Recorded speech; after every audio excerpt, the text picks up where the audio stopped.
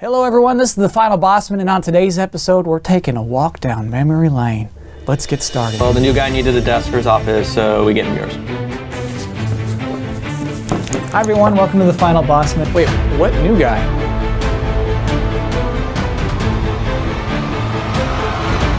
I'm sorry, you hired a person named Liquid Bosman? Who are you? What do you want? Maybe you lost Greg, maybe you lost something, but I don't... I'm here to help, brother. Hey. He wants to talk to you. Who? Welcome to Beverly Hills, Bosman. I heard you were looking for a desk.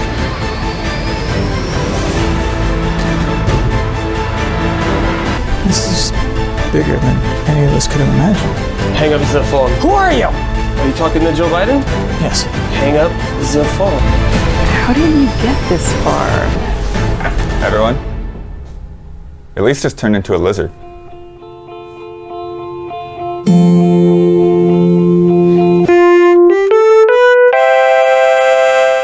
Kyle Bosman is a person who sits in a cubicle and has feelings about video games. He's an expert of nothing and his opinions are mostly wrong. New York native, Kyle majored in communications, television, and radio at Ithaca College, where he was able to produce comedic skits along with his friends, some of which would also go on to have successful careers, like the comedian Joe Pera. That's crazy. After graduating college, Kyle moved to Los Angeles in search of a job, and eventually found one at Activision working as a QA tester, looking for bugs in the games that were being developed at the time. Not a very thankful job, you know. I think I was in the credits of one of the games I worked on. I'm in DJ Heroes credits, so you can check that out. After that, in 2011, Kyle got a job as a production assistant at GTTV, a television program that aired on Spike, produced by the video game news website Game Trailers, where he took his first steps into the world of gaming journalism. A couple of years later, in 2013, he pitched to his boss the idea for a show where he would give advice to Sony for their PlayStation 4 reveal conference in a comedic manner. After getting the green light, Kyle posted PlayStation meeting do's and don'ts onto GameTrailers.com, and the video became very popular on the website. We as people are just monsters, and we're consuming your press conference, and we like it, but we're always thinking the whole time about what's next. That's in the back of our minds. You're handing us a piece of cake, and it's delicious, and we're eating it, but then we're still thinking about that piece of cake over there. Seeing the success of the video, Kyle produced a follow-up, PlayStation Meeting Takeaways, where he critiqued the event and talked about the aftermath of the reveal. This second video was very successful too, and earned Kyle the possibility to turn the format into his own show, The Final Bosman. This is it. I got a show. Thank you for helping.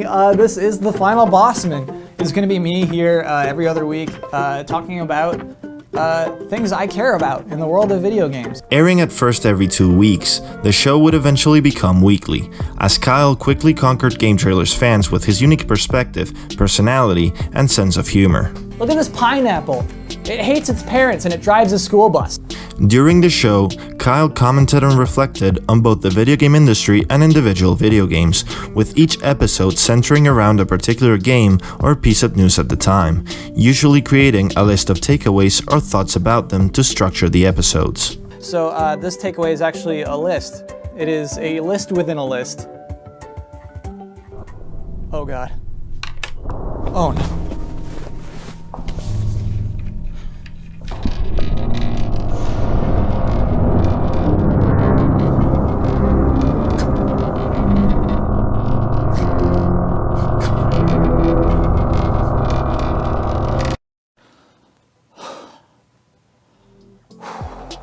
After a while, Game Trailers started uploading the show to their YouTube channel as well as their website, and it was through this channel that I found the show back around the year 2014. Personally, I wasn't a fan of Game Trailers at the time.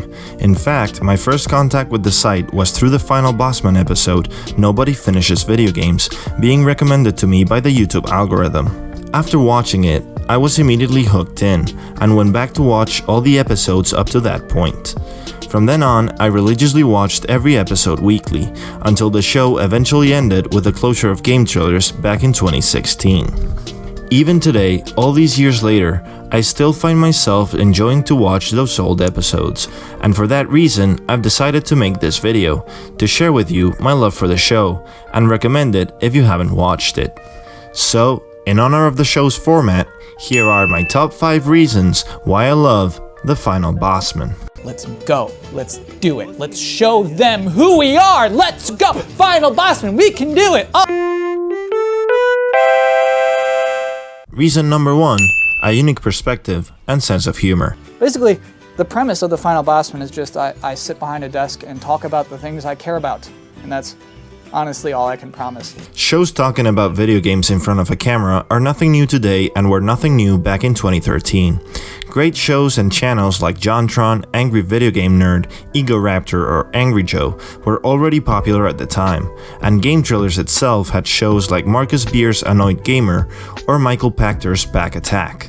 The main difference between the Final Bosman and other shows is the perspective Kyle was coming from when talking about video games. The title card from the intro was shown at the beginning of every episode, where Kyle acknowledged that he's no video game expert, but also that he's not afraid of giving his opinions, even if others think they are wrong or don't agree with him. Just to reiterate, the Final Bosman is a show about my opinions, which are not grounded by any expertise and are frequently proven to be wrong, but that's what the show is.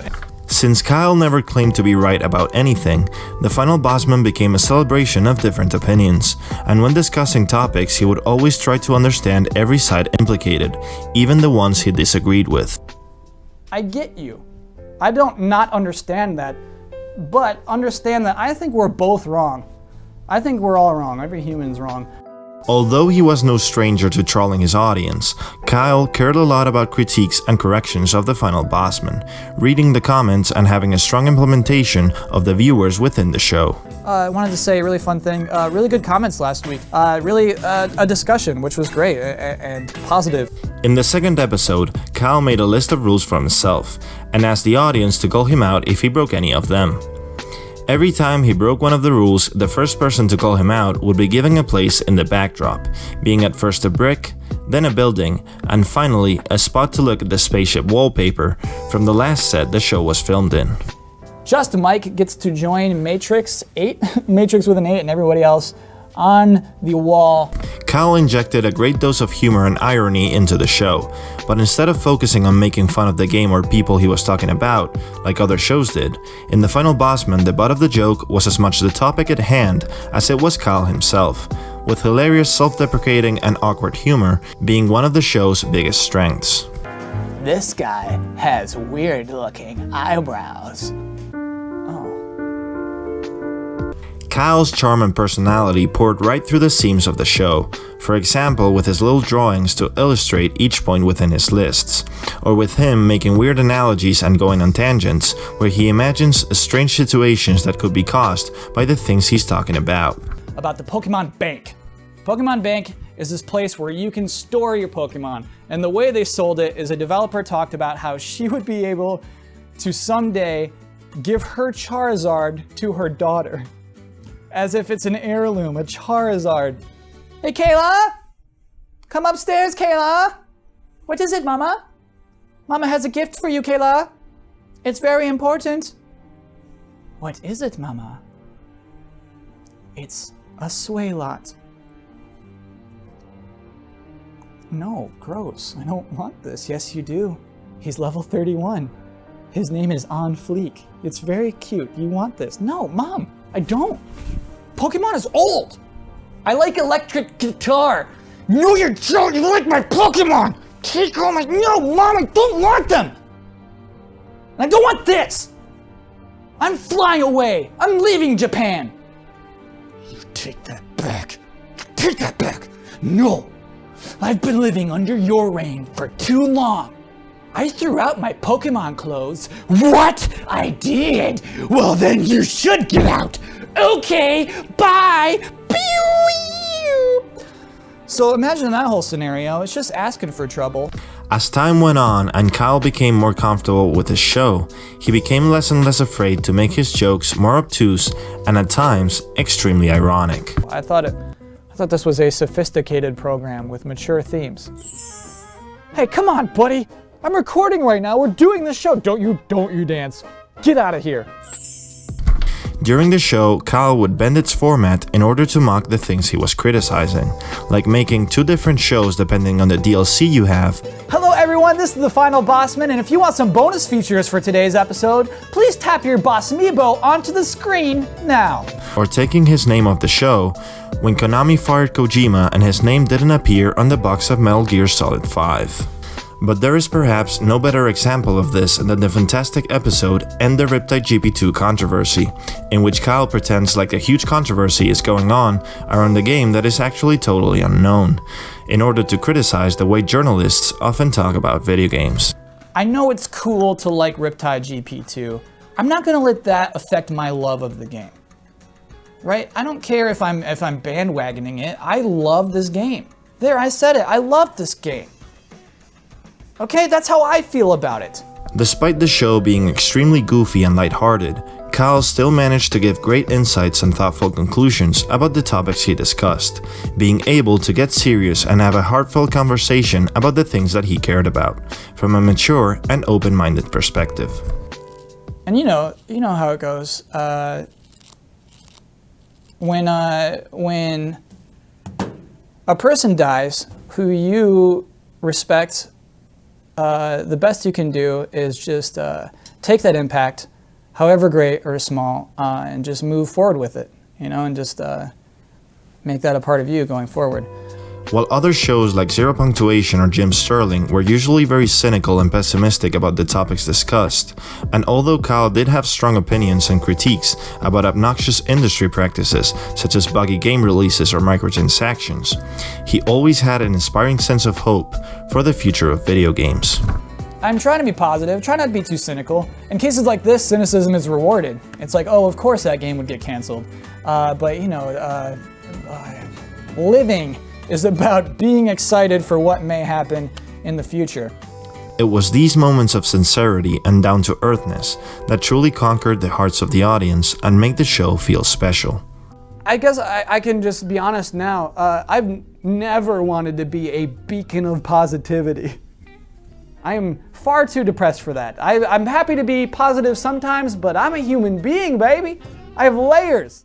Reason number 2 why I love the Final Bosman: old show, still relevant. Hello everyone, this is the Final Bosman, and I'm getting too old for this As I said before, the show ended back in 2016.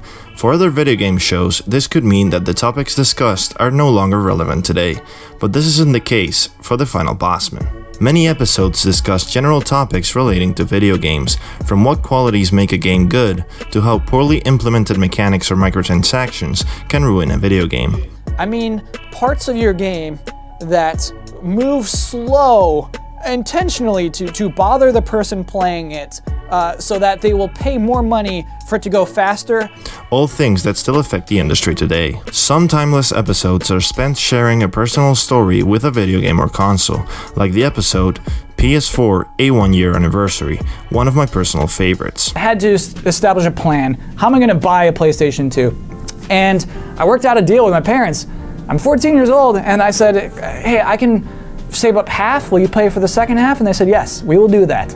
Incredibly, very, very lucky for me. Others are spent praising the qualities of an old game and how video games today can learn from it, like the fantastic Good Vibes and Metroid Prime. If I'm putting my brain into your game space, if I'm putting my consciousness into this world, I gotta be chill with its vibe.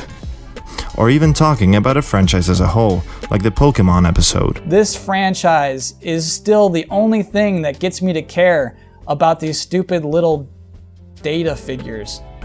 Not only that, even the episodes that are purely about news at the time are still relevant today, since Kyle always tried to see how those news could extrapolate and affect the bigger picture of the video game industry.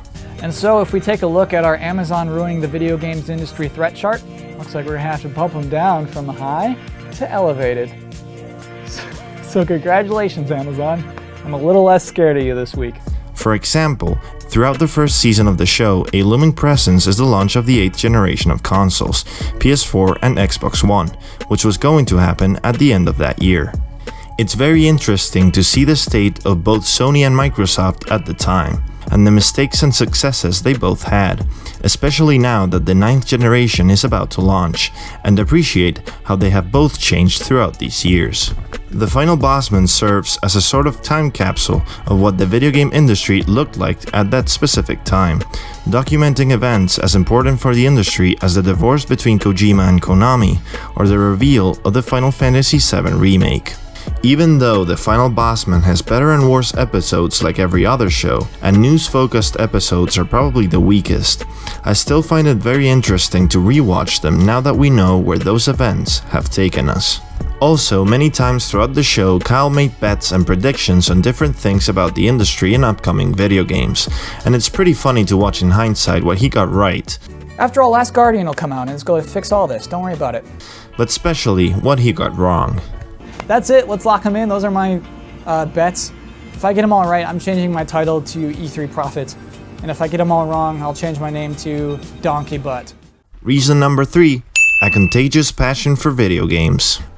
I used to celebrate console anniversaries. But even when Kyle got things wrong, it was usually due to his love of video games and his hopes getting the best of him. Hi everyone, thanks for coming over. This is the final Donkey Butt. On today's episode, I'm going to finally stop talking about E3 2013, and I'm going to own up to some dumb bets I made. Let's get started. During the episodes, Kyle would often talk about childhood memories playing old games, and sometimes even replay those old games for the show. But he wouldn't use them as a joke to laugh at their outdated mechanics or design. Instead, Kyle explained the little details he appreciated about those old and sometimes very obscure games, with a contagious passion that would at times be so moving that it inspired viewers to seek those games for themselves and play them. This was from Twitter actually. Corey Schaefer tweeted this picture to me. After I'd mentioned how much I love NASCAR 98 and its paintball mode, he found a collector's edition of NASCAR 98 somewhere. So I thought that was pretty awesome. Games like Guitar Man, Parappa the Rapper, Jet Moto, or Starfighter, some cult classics and others completely unknown, Kyle was never afraid to praise them and share his love for the games he cared about. Today's segment is called Why Jet Moto is Still So Good. And his passion wasn't limited to individual games, but for the industry as a whole. I've never been so hyped for game announcements and events like E3 or Gamescom as I used to be while watching the Final Bosman. He sincerely cared so much about them and felt so lucky to be a part of such a big celebration of video games that you inevitably cared a lot too. It felt like a privilege to be able to watch these press conferences, and it still does. It feels like when I get to watch a press conference, I'm getting to watch this press conference. They are allowing me to watch it. And that is why it's a remarkable thing to me, still.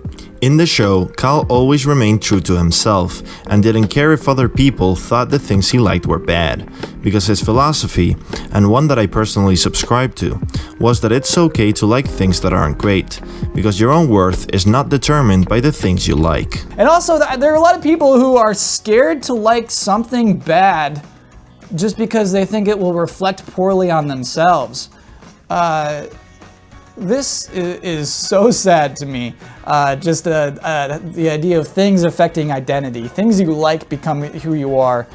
You're not made of the things you like. That's not the case.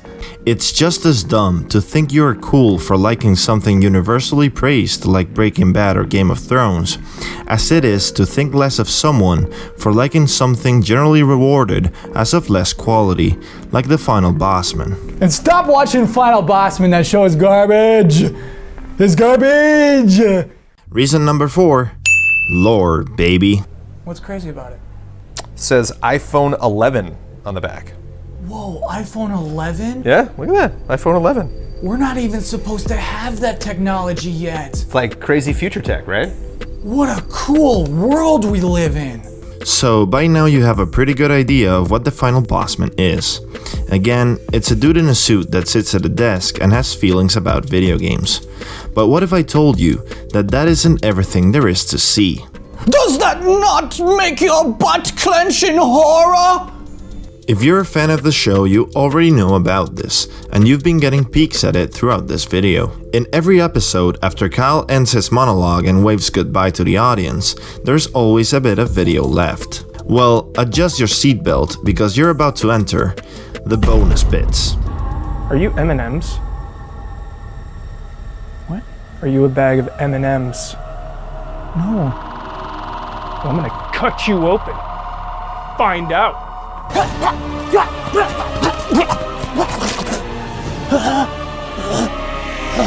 You're next, Anton. Anton, run! Run, Anton! This is the best part of the show, so I don't want to spoil too much of it in case you haven't watched it. In the beginning, Kyle would use this last segment to include bloopers or to make a rant about a topic that wouldn't fit well within the actual episode. What do you mean? What do you mean we don't have time for this? Of course we do. I always riff. This is a great riff. No. It's Donald Trump firing Luigi. How is that not funny? Let me keep going. Some bonus bits would create a scene within themselves that was a parody of the topic discussed in the episode or a joke that tied into it. For example, one of my favorites has Mario trying to make reason of how DLC within Mario Kart and Golf works inside his universe, where through a purchase, suddenly a gold version of himself starts playing golf with him. Like, I can play golf with him. Like, I can show up to a golf course, and there's me, made of gold. I have to deal with it. Mario, are we in some kind of hell? Wow, Luigi, your very existence assures me that we are in some kind of hell. But as the show went on, a story started being told within these bonus bits. A story of betrayal. What power is this? Development hell. Philip! Conspiracy. It all connects. Oh my god, it all connects. This is all part of the same sinister world. Competition.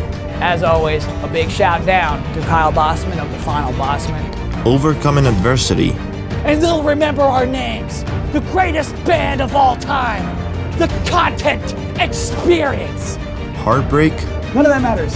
Alright? Because I believe in myself. And I'm gonna win her over. And she will be my girlfriend. You need to stop.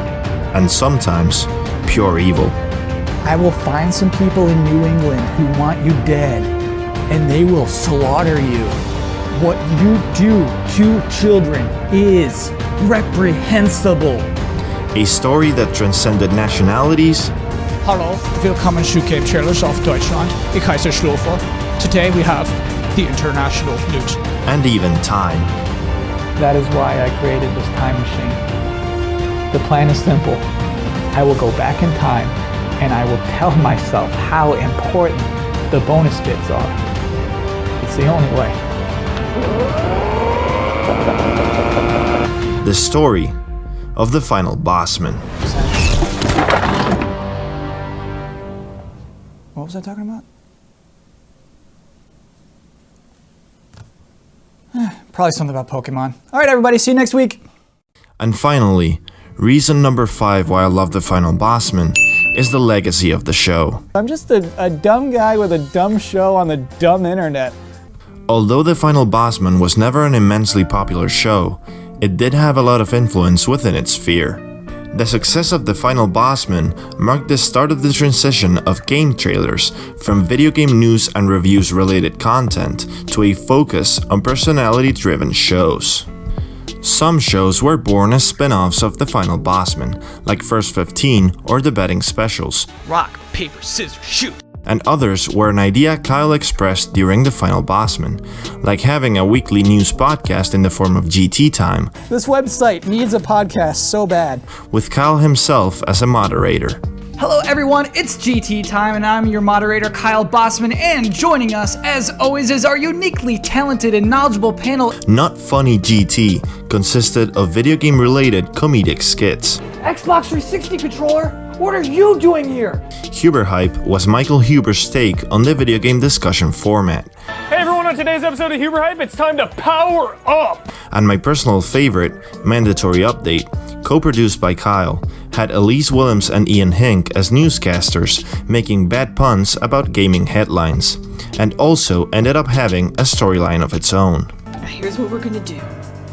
On the count of 3, we're gonna put down our weapons. You dig?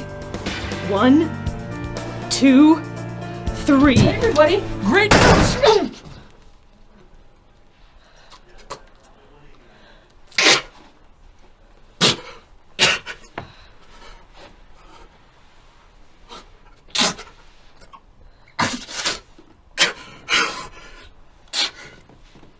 Kyle's been shot! Following the shutdown of game trailers in February 2016, the GT office regrouped and formed Easy Allies, launching a very successful Patreon page and continuing many of the shows that were born during these last years of existence of game trailers. But we're back now. Easy Allies, 2016. There is reason to believe. They tried to stop us. We can't be stopped. Help us not be stopped. Video games are worth believing in. Believe in us. We believe in you, and together we're just gonna ride this rocket ship straight to the sun.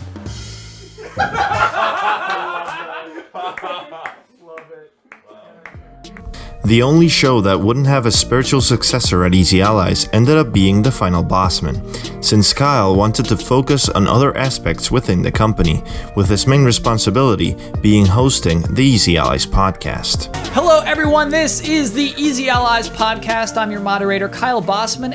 Spiritual successors do exist outside of Easy Allies, however, with Bosman at Home on Kyle's own channel, which has the same format as the Final Bosman with a more relaxed vibe since Kyle filmed it at his apartment, and Dear Bosman on GameSlice, where he worked with Video Game Awards producer Geoff Keighley to expand on a concept that was born during an episode of the Final Bosman, where different video games write letters to Kyle asking for advice. Battleborn, I can't help you. Sorry.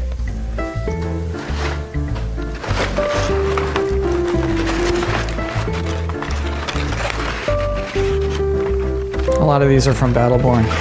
Even outside of game trailers and Easy Allies, many personalities within the industry have declared themselves fans of the Final Bosman, and others have even taken elements from it and expanded on them within their own show and unique format.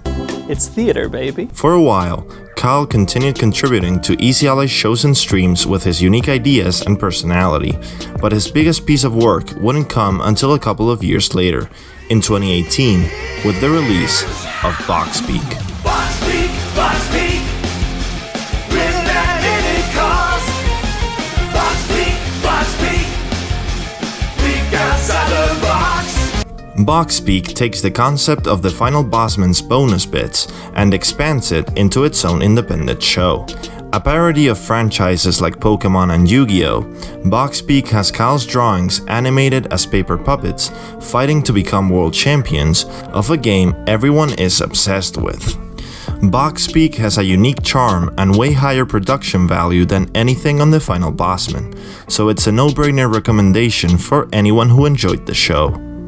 Finally, after 4 very successful years with Easy Allies, Kyle decided to part ways with the group in search of new challenges to tackle on his own, with his final goodbye back in April 2020.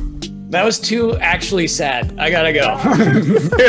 That's sad. All right. That's really sad. We love you, Kyle. How did that actually be sad? All right, it's all love back. See you, everybody. Later. Due to the current pandemic situation, Kyle hasn't been able to follow his initial plans after leaving the group, and has been uploading to his YouTube channel and streaming on Twitch in the meantime, and I encourage you to follow both him as well as the rest of Easy Allies. I personally can't wait to see what Kyle surprises us with next, but until then, you can probably find me watching The Final Bosman. Thanks for watching.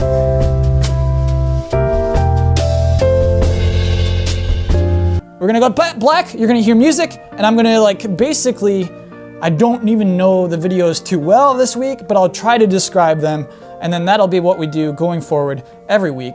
Thank you for your consideration, participation. Thank you for your patience. How do you even watch me go through this? Here we go! Let's go cross the line. Let's go waste our time. I like how she looks. Best of all, she's mine. Let's go far and high. Pretend that we're alright. I like how she smiles. Best of all is mine.